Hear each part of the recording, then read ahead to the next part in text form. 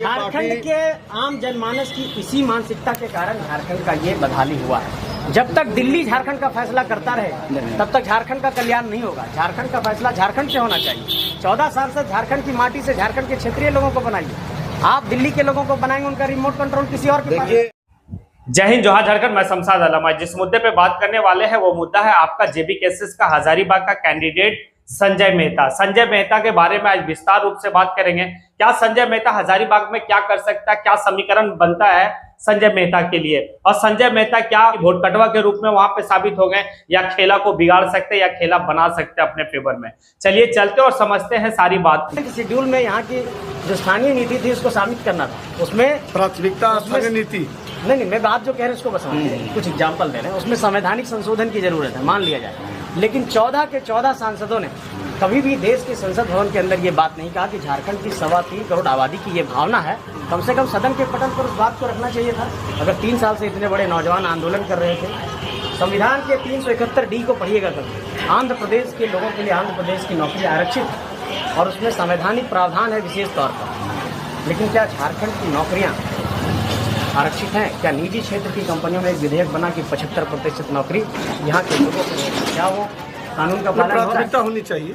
तो हम लोग ये कह रहे हैं कि पहले लीडरशिप अपनी मिट्टी से देंगे और उसके बाद जो झारखंड के मुद्दे हैं, सवाल हैं, मसले हैं, सवालात हैं, सब पर बाद में हम लोग डिस्कस अभी करेंगे। तो अधिकतर जो है जी स्थानीय ही नेता को दिया जा रहा है, ऐसा नहीं कि बाहरी को थोपा जा ये रहा तो हम लोगों का प्रेशर था इसलिए दिया। झारखंड के हम लोगों ने झारखंड हम लोगों ने 3 साल में आंदोलन किया, ये तो हम लोगों की पहली जीत है। यही तो हम लोगों की पहली जीत है। अभी देख रहे कि हैं हर हम लोगों पार्टी के- वाले जो है स्थानीय को ही दे रहे हैं। ये हम ऐसा लोगों नहीं के कि दबाव बाहर के को जो कारण थोपा हुआ। जा रहा था वैसा भी नहीं है। नहीं, अभी भी थोपा गया है कुछ लोगों को। लेकिन देखिए ये तो मुद्दा हम लोग का सेंट्रल का है। 17 का मुद्दा हम अभी लोगों ने राष्ट्रीय, उठाया। अभी तो राष्ट्रीय है। हाँ। अभी ये क्षेत्रीय वाला नहीं है कि हम कोई क्षेत्रीय झारखंड पार्टी। के आम जनमानस की इसी मानसिकता के कारण झारखंड का ये बदहाली हुआ है। जब तक दिल्ली झारखंड का फैसला करता रहे तब तक झारखंड का कल्याण नहीं होगा। झारखंड का फैसला झारखंड से होना चाहिए। 14 साल से झारखंड की माटी से झारखंड के क्षेत्रीय लोगों को बनाइए। आप दिल्ली के लोगों को बनाएंगे, उनका रिमोट कंट्रोल किसी और के पास। देखिए अधिकतर सीट यहाँ से जब गया है यहाँ से, हाँ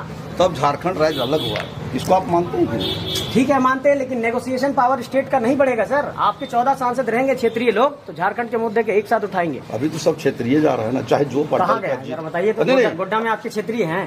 काको कहाँ के हैं? भागलपुर के रहने वाले हैं वो। कौन है, उनका नाम क्या है? गोड्डा कौन है आपके सांसद? निशिकांत दुबे कहाँ के रहने वाले हैं? चतरा वाले कहाँ के थे? पलामू वाले बीडी राम कहाँ के? वो थे नहीं। अभी जो अभी भी पलामू के बीडी राम को टिकट मिला है, गिना देते हैं फिर से। संजय सेठ जी कहाँ के हैं? बीडी राम को कहाँ मिला? क्या बात कर रहे हैं? अच्छा अच्छा। बक्सर के रहने वाले हैं। जयंत सिन्हा जी पहले बक्सर के थे, अभी टिकट कटा मान लिया हाँ, जाए। ये तो हम लोगों का दबाव था, हाँ तो इस बात को समझना होगा। नहीं, हम लोग पार्टी का भी दबाव। PNC अरे भाई, ये मुद्दा हम लोगों ने छेड़ा। सही बात है। ये मुद्दा हम लोगों ने छेड़ा पूरे झारखंड के अंदर। इस बात को आपको समझना होगा।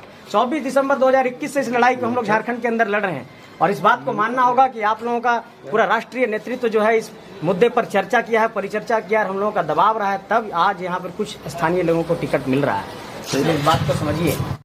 अगर जेबी केसेस की बात होगी तो जयराम महतो की बात ना हो, ऐसा हो ही नहीं सकता है। और अगर जयराम महतो की बात होगी तो भाई गिरिडीह लोकसभा क्षेत्र का भी बात होगा।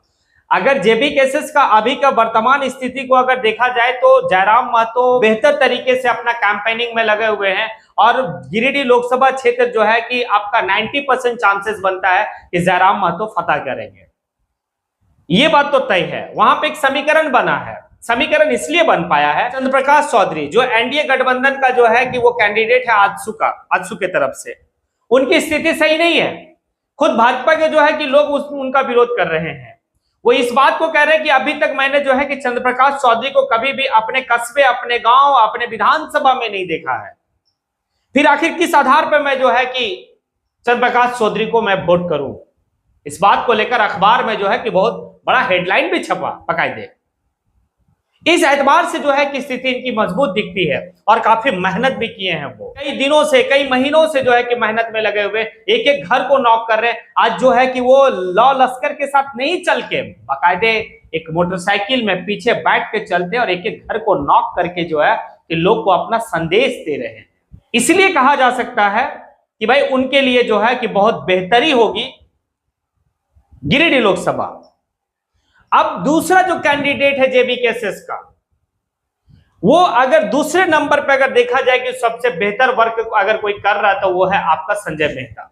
जयराम महतो के बाद अगर किसी कैंडिडेट को अगर देखा जा सकता है कि कुछ बेहतर कर सकता है तो वो है संजय मेहता। क्योंकि संजय मेहता को मैं इसलिए कह रहा हूं क्योंकि उनका जो बात करने का शैली है, उनका जो बात विचार को अपना रखते हैं जिस तरीके से, अगर वो बीजेपी के लोगों के पास गए तो बीजेपी बात को समझाकर अपने पक्ष में कर ले रहे हैं, अगर वो कांग्रेस के लोगों के पास गए तो कांग्रेस लोगों को अपने बात को समझा के अपने पक्ष में कर ले रहे हैं। ये देखने को भी मिल रहा है। और दूसरा यहां पर इसलिए समीकरण बन बैठता है